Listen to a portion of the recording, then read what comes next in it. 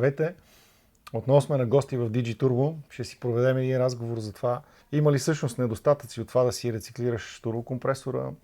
Заслужава ли си да платиш разликата в цената да си купиш нов? В общи линии даже мога да изкажа една лична наша статистика, че ние за може би 10 години вече работим заедно с DigiTurbo, като през тези 10 години сме направили достатъчно много турбокомпресори.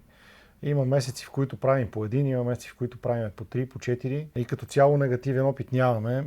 Не се е случвала ситуация, в която възможно е да дефектира компонент, но нещата винаги се отстраняват по начина, по който трябва и като цяло не сме имали проблеми.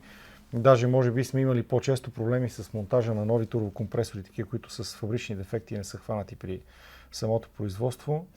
Но нека той да разкаже малко повече. Всъщност, Мита, какви са разликите между един нов и един рециклиран турбокомпресор? Има ли такива разлики? Естествено има разлика между новите и рециклираните турбокомпресори. Основната съществена разлика е цената, тъй като, знаете, новите турбокомпресори са доста скъпи. Зависи от марката, от производителя, зависи от годината на производство на автомобила. Мога да кажа, че и рециклираният турбокомпресор е не по-малко лош от един нов турбокомпресор. Не случайно самите производители на турбокомпресори предлагат рециклирани от тях турбокомпресори, а не изцяло нови.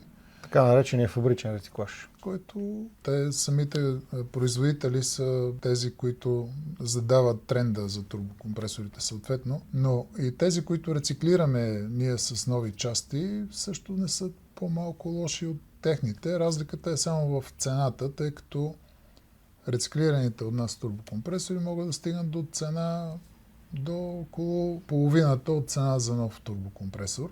Частите, които влагаме, съответно има различни производители на части за турбокомпресори, но при нас разликата е, че ние всеко едно нещо, което влагаме в рециклиран турбокомпресор, го подлагаме при нас на повторна проверка.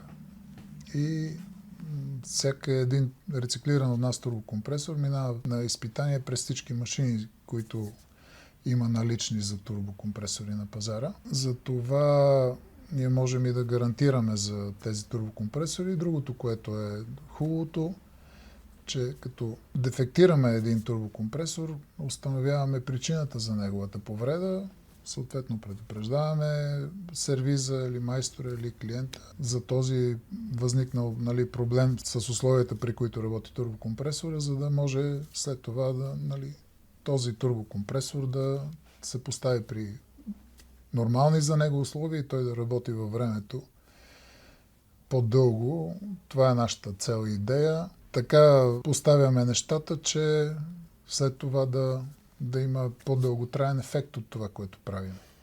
С две думи, притесненията са абсолютно неоснователни. Има и доста турбокомпресори на съвременните автомобили, битурбо с 3 турбини каскадни. Да, има и с 4 вече. Да, такива, които като покупна цена нови, дори с връщане на старите компоненти, струват колкото един Volkswagen на 10 години. А рециклирането е в повечето случаи 4 пъти по-евтино. 4 пъти по-евтино, да. Да, и аз като опит мога да кажа, че ние такива турбини, особено на битурбо двигателите, сме направили може би един вагон. Имаме опит.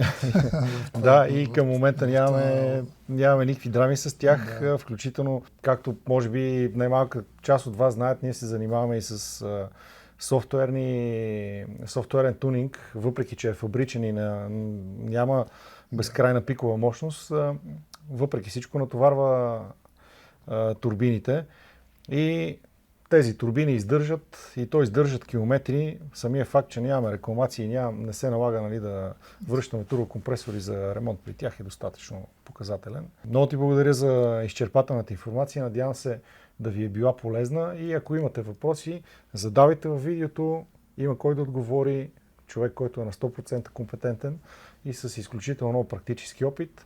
DigiTurbo, Bibros сервис. До нови срещи!